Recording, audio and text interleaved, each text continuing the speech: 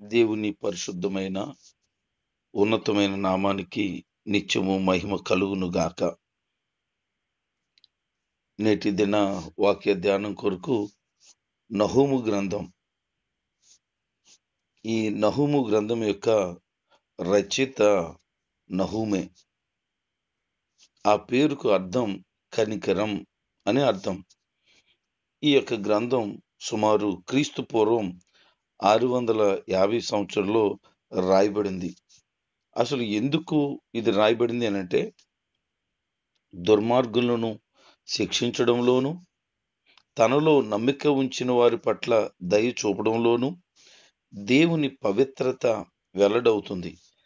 దేవుని నీతి న్యాయాలను చూసి భక్తిపరులు ఆనందిస్తారని, చెడుగు చేసే వారిపైన రాబోతున్నటువంటి నాశనాన్ని గూర్చి కూడా రాయబడింది. ఉదాహరణకి నినివే పట్టణం గురించి ఎక్కువగా ఈ నహూము గ్రంథంలో రాయబడింది. ఈరోజు ఈ మొదటి అధ్యాయాన్ని మనం ధ్యానం చేస్తూ ఉన్నాం. ఈ నినివే పట్టణం ఇది కేవలము నహూము గ్రంథంలోనో లేకపోతే యోనా గ్రంథంలోనో రాయబడలేదు. బైబిల్ గ్రంథంలో చాలా చోట్ల రాయబడింది. ఆదికాండం 10వ అధ్యాయం 11వ వచనం, 2 రాజులు 19:26, జెఫన్యా గ్రంథం 2వ అధ్యాయం 13, మత్తయి సువార్త 12:41 కూడా ఈ నినివే పట్టణం గురించిన ప్రస్తావన తీసుకురావడం జరిగింది. ఎల్కోషు అనేటువంటి ప్రాంతం నివాసమైనటువంటి ఈ నహూము గురించి ఇక్కడ ప్రస్తావన వచ్చింది. ఈ యొక్క ఎల్కోము అనేటువంటి ఈ ప్రాంతం ఎక్కడుందో బైబిల్ గ్రంథంలో చరిత్ర ఏమీ లేదు, కానీ ఈ నహూము గురించిన వివరం పెద్ద ఎక్కువ ఏమీ లేదు. కానీ దేవుని దర్శనాన్ని కలిగిన వ్యక్తి, దేవుని చేత ఎన్నుకోబడిన ప్రవక్తల్లో ఈయనొక చిన్న ప్రవక్త. దేవుని గురించిన అద్భుతమైన ఆసక్తి కలిగి ఉన్నప్పుడు దేవుడు అతనిని దర్శించాడు. ఏ యొక్క ప్రవక్త అయినా సరే దేవుని పట్ల ఆసక్తి కలిగి ఉన్న వారిని దేవుడు దర్శించి వారిని ప్రవక్తలుగా నియమించాడు. ఆశ లేకుండా ఎవరు కూడా అటువంటి కార్యాన్ని చూడలేరు. దేవుని గురించి మొట్టమొదటిగా మాట్లాడుతున్నాడు ఈయన. దేవుడు రోషం కలిగిన వాడని, ఆయన ఉగ్రతను కురిపించగలిగిన దేవుడని, తన శత్రువులకు ప్రతీకారం చేయగలిగిన దేవుడని, ఎవరైతే తన బిడ్డలకు వ్యతిరేకంగా ఉన్నారో వారి పట్ల కోపాన్ని చూపించే దేవుడు అని ప్రస్తావన ప్రారంభించాడు. దేవుడు రోషం కలిగిన దేవుడు. ఎందుకు ఆయనకు రోషం అనంటే, తన ప్రజల పట్ల ప్రేమను, నాశనం చేయి చూసే వారి పట్ల కోపాన్ని, ఈ విషయాన్ని మనం అర్థం చేసుకోవచ్చు. దేవునికి ప్రేమ ఉంది, కోపం ఉంది. అషూరు రాజ్యం అంతటికి ప్రతినిధిగా ఉన్న ఒక ముఖ్య పట్టణమే నినివే పట్టణం. ఇశ్రాయేలు ఉత్తర రాజ్యాన్ని అది నాశనం చేసేసింది. అందుకే దేవుడు తన కోపాన్ని చూపిస్తున్నాడు. ఈ నినివే మీద యోనాకి కోపం వచ్చింది, వెళ్ళడం ఇష్టం లేదు. ఎందుకు అనంటే, ఈ నినివే పట్టణము అషూరు యొక్క సామ్రాజ్యం కింద ఉంది. ఇశ్రాయేలు ప్రజలను ఇబ్బంది పెట్టిన వారు, చాలా చిత్రహింసలకు గురి చేసిన వారు, దోచుకున్నవారు, ఇశ్రాయేలు రాజ్యాన్ని ఒక ఉత్తర భాగాన్నంతా కూడా ఈ నినివే పట్టణస్థులు వచ్చి నాశనం కూడా చేశారు. ఎందుకంటే అది అషూరు రాజ్యం కింద ఉంది కాబట్టి. అందుకే మమ్మల్ని నాశనం చేసినటువంటి ఆ నినివే పట్టణస్థులు బాగుపడకూడదు, వాళ్ళకి దేవుని ఉగ్రత కుమ్మరించబడాలి, ఆ పట్టణం నాశనం అయిపోవాలని కోరుకున్నాడు. అది స్వార్థపూరితమైనటువంటి ఆలోచనే అయినప్పటికీ, వాస్తవంగా తనను బాధించిన, తన ప్రజలను బాధించిన వారు బాగుపడకూడదు, బ్రతకకూడదు, వాళ్ళ మీద దేవుడి జాలి చూపించకూడదు అనేది ఉద్దేశం. సర్వసాధారణంగా ప్రతి మనిషి ఇలాగ భావిస్తాడు కదా. తనను ఎవరన్నా బాధ పెడితే, తన బిడ్డలు ఎవరన్నా బాధ పెడితే వాళ్ళు పడకూడదు అనుకుంటాడు కదా. అట్టి విధంగానే యోన అనుకున్నాడు. కానీ దేవుని ఉద్దేశం ఏంటంటే తన ప్రజలను బాధ పెట్టిన వారిని కూడా క్షమించి రక్షించడానికి సిద్ధమైన మనసు మన దేవునికి ఉంది అనేది గమనించాలి. అందుకని శత్రువుని ప్రేమించమని చెప్పిన ప్రభు మరి ఆయన కార్యం చేయకపోతే, అట్టి ప్రేమను ఆయన వెల్లడి చేయకపోతే ఆయన దైవత్వాన్ని మనం శంకించగలుగుతాం. అందుకనే శత్రువుని సహితం ప్రేమించగలిగిన గొప్ప మనసు ఆయనకు ఉంది. కనుకనే తన ప్రజలను బాధ పెట్టిన వారిని కూడా అవకాశం ఇచ్చాడు క్షమించటానికి. వాళ్ళు అప్పుడు పశ్చాత్తాపడ్డారు. క్రీస్తు పూర్వం 760లో వాళ్ళు యోనా ప్రకటించిన తర్వాత పశ్చాత్తాపడి దేవుని మాటకు విధేయత చూపించి 3 దినాలు ఉపవాసం ఉండి దేవుడి దగ్గర నుంచి రావాల్సిన ఆ ఉగ్రత వారు ఆపేసుకోగలిగారు. గొప్ప విషయమే, చాలా గొప్ప విషయం. ఎందుకనంటే దేవుని కోపాన్ని ఎవ్వరు తట్టుకోలేరు. అలాంటిది దేవుని కోపాన్ని ఆపగలిగినటువంటిది ఒకే ఒకటి, అదే పశ్చాత్తాపం. అదే నినివే పట్టణస్థులు చిన్నపిల్లలు మొదలుకొని రాజుతో సహితము గోనెబట్ట ధరించుకొని పశ్చాత్తాపడి మారు మనసు పొంది వారి పాపాలను, అపరాధాలను, వారి దుర్మార్గాన్ని విడిచిపెట్టారు. వాళ్ళు చేసిన చెడు ఏంటి అనంటే ఈ నహుము గ్రంథంలో మనం ధ్యానం చేయబోతున్నాము. ముందు అధ్యాయాల్లో ఆ విషయాలు మనకి కనబడతాయి.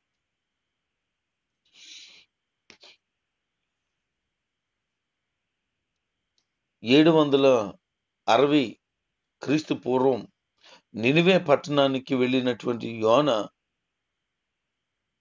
ఎప్పుడైతే ఉగ్రత రాబోతుందని చెప్పాడో వాళ్ళందరూ మార్పు కలిగింది. కానీ తరువాత వాళ్ళు క్రీస్తు పూర్వం 612లో ఆ పట్టణాన్ని నాశనం చేయించేసుకున్నారు. ఒక తరం మారింది, మరొక కొత్త తరం వచ్చింది. ఎప్పుడైతే ఈ కొత్త తరం వచ్చిందో వీళ్ళు ఆ పశ్చాత్తాపడిన సందర్భం కానీ, వీళ్ళు చేసినటువంటి పాపం వలన దేవుడు భయంకరమైన ఉగ్రత కురిపిస్తానన్నాడే, ఆ విషయాన్ని కానీ వారి పిల్లలకు చెప్పలేదనుకుంటా. తల్లిదండ్రులు ఏ చెడుతనం అయితే ముందు కలిగి ఉన్నారో ఆ తర్వాత పిల్లలు కూడా అలాంటి చెడుతనాన్నే కలిగి ఉన్నారు. నరనరాల్లో జీర్ణించకపోయిందేమో చెడుతనం, తర్వాత తరం వారికి ఈ దేవుని యొక్క ప్రేమ చూపించబడిందని, ఉగ్రత నుంచి తప్పించబడ్డారని ఈ విషయాలు వారికి మనసుకు పట్టలేదు. అందుకే వారు ఏం చేశారంటే దేవునికి విరుద్ధమైన బ్రతకడం ప్రారంభించారు. అందుకే దేవుడు ఏం చేశాడంటే క్రీస్తు పూర్వం 612లో ఆ నినివే పట్టణాన్ని నాశనం చేసేసాడు. ఒక తరం మారు మనసు పొంది ఒక తరం ప్రజలు పశ్చాత్తాపడితే అది వారు కంటిన్యూ చేయలేకపోయిన కారణాన్ని బట్టే, వారికి దేవుని భయం లేని కారణాన్ని బట్టే ఇంత ఘోరమైన పరిస్థితి వచ్చింది. దేవుడు ఏం చేస్తాడనంటే ఒకసారి క్షమించేనని ఇంకా వాళ్ళని పట్టించుకోకుండా వదిలేడు. మళ్ళీ వాళ్ళు ఎలాగున్నారో అని తప్పకుండా ఆయన గమనిస్తాడు. వాళ్ళు మారు మనసు పొందిన ఆ మారు మనసు కంటిన్యూ చేస్తున్నారా, లేదు అనంటే అలాగే నామకార్థంగానే వాళ్ళు జీవిస్తున్నారా, లేకపోతే మరలా చెడు చేస్తున్నారా అని దేవుడు తప్పకుండా గమనిస్తాడు. యేసు ప్రభు వారు ఒక గుడ్డోని బాగు చేశాడు. బాగు చేసిన తర్వాత మళ్ళీ కొన్ని రోజులు గడిచిన తర్వాత దేవాలయంలో కనిపిస్తే ప్రభు చెప్తున్నారు, మరి ఎక్కువ కీడు నీ కలకుండానట్లుగా ఇక మీదట పాపం చేయకుండా ఉండు అన్నారు. అంత మాత్రమే కాదు, పాపాత్మురాలు అని పిలువబడి వ్యభిచారమందు పట్టబడిన స్త్రీని క్షమించి ఆమెతో చెప్తారు, అమ్మా ఇక మీదట పాపం చేయొద్దు అని. ఏ వ్యక్తికైనా ఇదే విషయం. ఈరోజు ఈ మాటలు వింటున్న ప్రియ దేవుని జనాంగమా, బహుశ్రద్ధగా వినండి. ఇప్పటి వరకు నువ్వు పాపం చేసి విడిచిపెట్టుంటావు. ప్రస్తుతం బాగానే బ్రతుకుతూ ఉండొచ్చు. అయితే మరలా ఆయన చెప్తున్న మాట ఏంటంటే, ఇక మీదట పాపము చేయొద్దు. ఆల్రెడీ చేశావు, విడిచిపెట్టావు, ఇక మీదట చేయొద్దు. నినివే పట్టణం చేసిన ఘోరమైన దుష్కార్యం ఏంటంటే, తన తండ్రుల తరం వారు పశ్చాత్తాపడి నీతిగా బ్రతికితే ఈ తరం వారు మాత్రం ఆ పని చేయలేదు. అందుకే వారికి నాశనము వచ్చేసింది. ఎప్పుడైనా సరే క్షమించబడితే ఆ క్షమాపణ కడవరకు కాపాడుకోగలిగితే అది ధన్యకరంగా ఉంటది. పరిస్థితులు దీవెనకరంగా మార్చబడతాయి. లేకపోతే ప్రభు క్షమించేశాడు కదా పర్వాలేదని విర్రవీగేవా, ఖచ్చితంగా ఆయన నిన్ను విడిచిపెట్టడు అనేది వాస్తవంగా నినివే పట్టణంలో జరిగింది. అది కూడా నీకు కూడా జరుగుతుంది. అందుకే దేవుని పట్ల భయము భక్తి కలిగి వినయ విధేయతలతో దేవుని సన్నిధికి కనబడాలని తెలియచేస్తున్నాడు.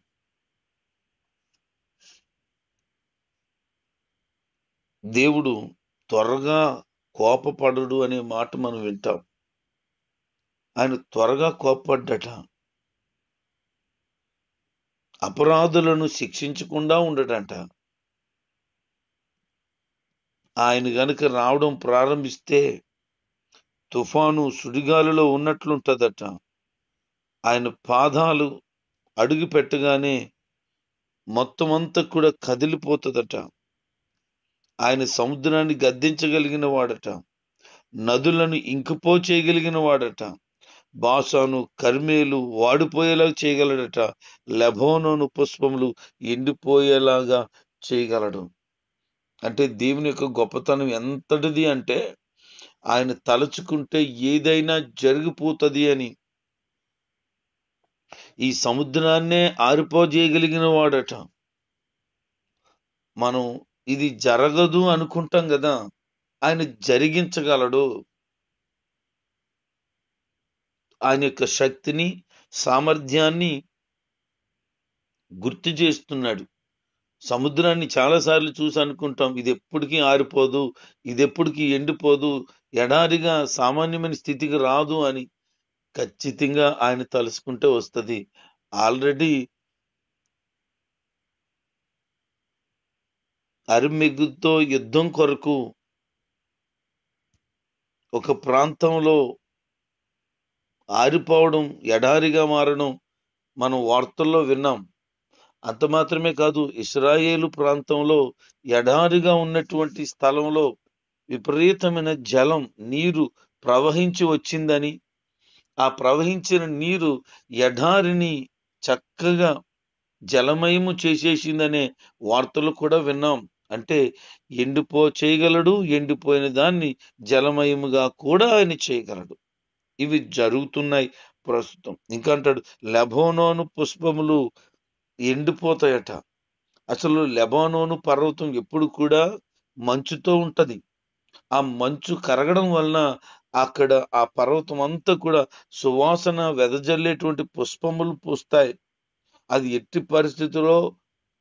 పరిస్థితుల్లో కూడా ఎండిపోవడానికి అవకాశం లేదు. ఎందుకంటే ప్రతిరోజు పడేటువంటి ఆ మంచుకి చక్కగా కరిగి, ఆ ఎండకు కరిగి అది నీళ్లుగా మారి సుందరమైనటువంటి సువాసనలు వెదజల్లే పుష్పాలు అక్కడ ఉంటాయి. ఇంకెక్కడ మంచు పడని రోజులు ఎక్కడుంటది? ఖచ్చితంగా మంచు పడుతుంది. కానీ అలాంటి ప్రాంతాన్ని కూడా ఆయన ఎండిపోజేయగలడట. అలాంటి మొక్కలు కూడా ఎండిపోతాయట. ఇంక ఎండిపోతే సువాసన ఎక్కడుంది? ఆయన అలాగూ చేయగలడు అని ఆయన గొప్పతనాన్ని చాటుతున్నాడు. ఆయన అంటేనట పర్వతాలు కంపించిపోతాయట, కొండలు కూడా కరిగిపోతాయట. ఆయన ఎదుట భూమిలో ఉన్నటువంటి మనుషులందరూ కూడా వణికిపోతారు అని చెప్తున్నారు. ఈ రోజున ఆయన ఔన్నత్యాన్ని, ఆయన గొప్పతనాన్ని గుర్తించగలిగి ఆయనకు భయపడగలిగిన మనుషులుగా మనం ఉండాలి. ఆయన కోపం వస్తేనట దాన్ని ఎవడు తట్టుకోగలడు? ఆయన తీవ్రత ఎదుట ఎవడు నిలవగలడు? అందుకనే దేవునికి కోపం రేపకుండా బ్రతకాల. ఆయన త్వరగా కోప్పడ్డు, దీర్ఘశాంతం కలిగిన దేవుడు. అయితే ఒకటే తప్పు పదే పదే పదే పదే చేస్తూ ఉంటే ఖచ్చితంగా కోపం వస్తుంది ఆయనకి. దేవుని ఆలయమైన మన దేహాన్ని పాడు చేస్తుంటే తప్పకుండా కోపం వస్తుంది.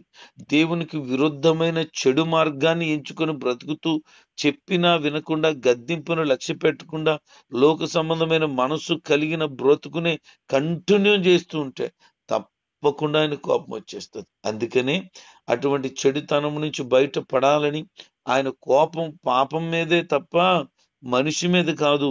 మనిషిలో ఉన్న ఆ పాపాన్ని తీసేసుకోమని ఆయన చెప్తున్నాడు. అందుకే ఆయన హెచ్చరిక విని ఆయన మార్గంలో సాగిపోవాలని దేవుడు కోరుకుంటున్నాడు. ఇంకా ఆయన గురించి చెప్తాడు, ఆయన రోషం కలిగిన వాడు అని చెప్పిన ఈ యొక్క నహుము ప్రవక్త ఆయన ఉత్తముడు,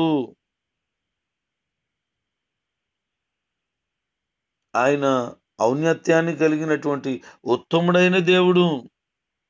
శ్రమ దినముల్లో ఎవరైతే ఆయన్ని ఆశ్రయిస్తారో, ఎవరైతే ఆయన యందు నమ్మకం ఉంచుతారో వారందరినీనట ఆయన బాగా ఎరిగిన దేవుడట.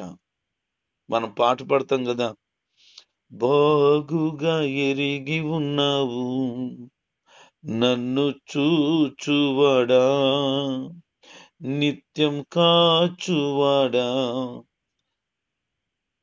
ఆయన మనల్ని బాగుగా ఎరిగి ఉన్నాడు అని నహుము చెప్తున్నాడు. ఇక్కడ మరొక ఆధ్యాత్మికమైన సత్యం ఏంటి అంటే, నేను దేవుని కనబడుతున్నానా, దేవుని దృష్టిలో నేనున్నానా అని నువ్వు భావిస్తుంటే ఒక అద్భుతమైన శుభవార్త ఏంటి అంటే, ఆయన యందు నమ్మిక ఉంచువారినట ఆయన బాగా ఎరిగి ఉన్నాడంట అండి. దేవుడి మీద నమ్మకం ఉందా నీకు?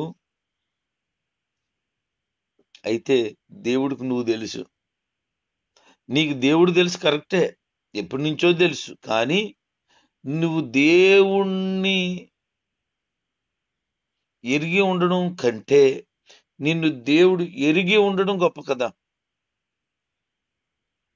ఎమ్మెల్యే గారు మనకు తెలుసు, ఎంపీ గారు మనకు తెలుసు, మినిస్టర్లు మనకు తెలుసు, ప్రధానమంత్రి మనకు తెలుసు.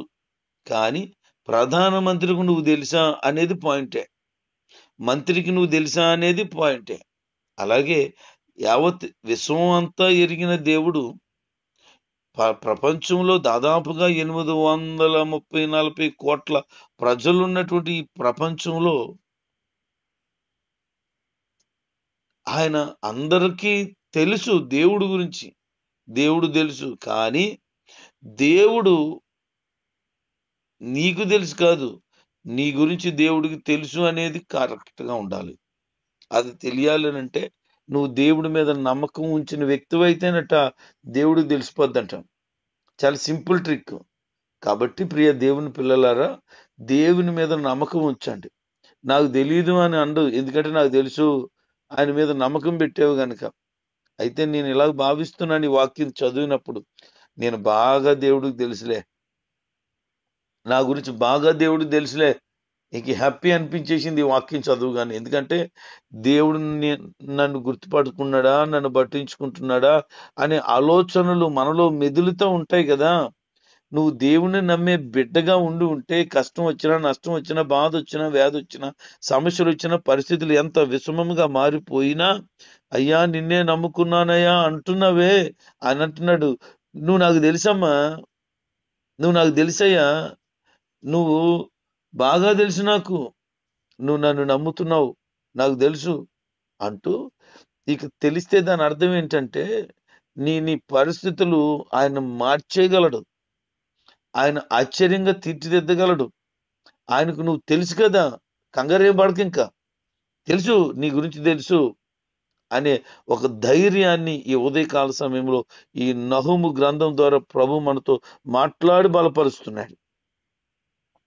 ఈ వాక్యం విన్నప్పుడు నేను చాలా ధైర్యపడ్డాను, చాలా ఆనందం కలిగింది. దేవుడికి నేను తెలియదు అని ఉద్దేశం కాదు, తెలుసు. కానీ ఈ వచనం ద్వారా మరింత స్పష్టమైంది నాకు. నీకు కూడా ఈ వాక్యం వింటున్నావు కదా, నీవు కూడా ఈ మాటలు గమనించి దేవుడికి నువ్వు తెలుసు అనేది గుర్తుపెట్టుకో. అక్కడ ఉన్నటువంటి ప్రజలు చేసినటువంటి చెడుతనం, దుర్మార్గం, వీటన్నిటిని కూడా దేవుడు దృష్టిలో పెట్టాడు. అందుకని ఆయన గొప్పతనాన్ని, ఔన్నత్యాన్ని తెలియచేస్తూ ఉన్నాడు. శత్రువును ఎలా నాశనం చేయబోతున్నాడో, శత్రువులు కుట్రలు పన్నితే వారి ఆలోచనలు ఎలాగన త్రిప్పి తారుమారు చేయబోతున్నాడో విషయాలన్నీ చెప్తున్నాడు. వాళ్ళు చాలా మంది మమ్మల్ని బాధించారని వారు ఆ బాధను వ్యక్తం చేస్తున్నారు. యెషయా గ్రంథం 10వ అధ్యాయం 5, 6 వచనాల్లో మనం చదివితే, అసూరు వారు వారిని బాధ పెట్టారు గనక నా ప్రజలను బాధ పెట్టిన వారిని నేను తప్పకుండా బాధ పెడతాను అంటున్నాడు ప్రభు. నిన్ను ఎవరైతే బాధ పెట్టారో, ఎవరైతే బాధ పెడుతున్నారో వారిని దేవుడు బాధ పెడతాడంట. ఎందుకంటే నువ్వు ఆయన మనిషివి కదా, ఆయన నమ్ముకున్నావు కదా, ఆయనకు బాగా తెలుసు నీ బాధ అంతాని. పట్టించుకోలేదు అనుకోకు, నీ శత్రువులను ఏమీ చేయట్లేదు అనుకోకు. ఆయనకు తెలుసు ఎప్పుడు వారిని శిక్షించాలో తెలుసు. ఆయన పట్టించుకుంటున్నాడు. అసూరు వారు ఇశ్రాయేలు వారిని బహుగా బాధ పెడితే వారికి అవకాశం ఇచ్చాడు గాని మరలా వారు తిరుగుబాటు చేసిన కారణాన నినివే పట్టణాన్ని లేకుండా చేసేశాడు. అలాగే నీ శత్రువులను లేకుండా చేయగలిగిన దేవుడు అని ఇక్కడ నువ్వు గుర్తు చేసుకో. వాళ్ళు విపరీతమైన విగ్రహారాధన చేసేశారు. గుళ్ళు గోపురాలు బాగా కట్టారు. చెక్కిన విగ్రహాలు వారు ఏర్పాటు చేసుకున్నారు. ప్రభు చెప్తున్నారు, వాటన్నిటిని నేను నాశనం చేస్తాను. నువ్వు నీచుడివి గనుక నిన్ను సమాధి పాలు చేస్తాను అని ప్రభు చెప్తున్నాడు. హోషేయ గ్రంథం 9వ అధ్యాయం 10వ వచనములో, నేను ఇశ్రాయేలు ప్రజలను చూసినప్పుడు, వారి స్థితిని నేను గమనించినప్పుడు, వారు సిగ్గుమాలిన వారుగా, వారి పరిస్థితి విషమముగా మారిపోయిన పరిస్థితులు నాకు కనబడ్డాయి. అందుకనే నేను వారిని శిక్షించబోతున్నాను. అయితే ఎవరైతే నా మాట విని నా మాట ప్రకారం జీవిస్తారో, నా మాటను ప్రకటిస్తారో, వారి యొక్క పాదములు పర్వతముల మీద సుందరములై ఉంటాయని. పర్వతాలంటే యెరూషలేము పర్వతాలు. శుభవార్త అంటే అసూరు వారి పీడ నుంచి విడుదల అవుతుందని తెలిపే సువార్త. శత్రువు అయినటువంటి అసూరు యొక్క పీడ నుండి మనం విడుదల పొందుతాం అనేది వాళ్ళు గొప్ప శుభవార్త.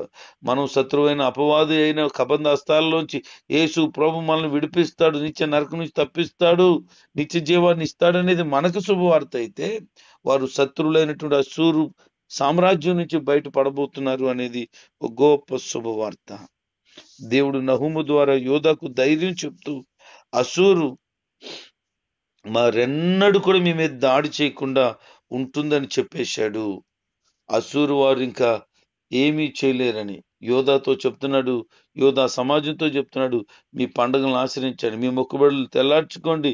ఇక మీ మీద వ్యర్థుడు నాశనం చేసేవాడు ఇక ఎన్నడూ ఉండడు, వాడిని పూర్తిగా నాశనం చేసేస్తానని చెప్పాడు.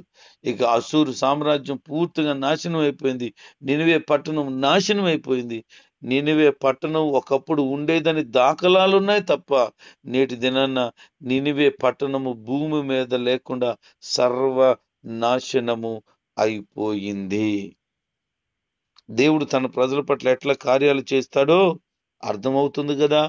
అందుకని నీ పక్షాన దేవుడు నాడు బలమైన ఘనమైన కార్యాలు తప్పకుండా చేస్తాడు. విశ్వాసంతో ఉండు, దేవునిలో నమ్మకంగా సాగిపో, ఆయన కొరకు ఎదురు చూడు. దేవుడు నిన్ను నీ కుటుంబాన్ని బలపరిచి క్షేమమిచ్చి నీ శత్రువులు ప్రతి పరిస్థితి నుంచి నిన్ను విడిపించి గొప్ప సంతోషాన్ని దయచేయునుగాక. ఆమేన్.